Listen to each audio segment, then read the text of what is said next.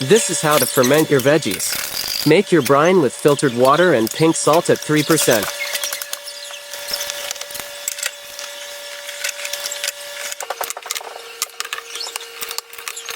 Add your veggies and cover with brine and let the magic happen. You can actually hear the sound of life.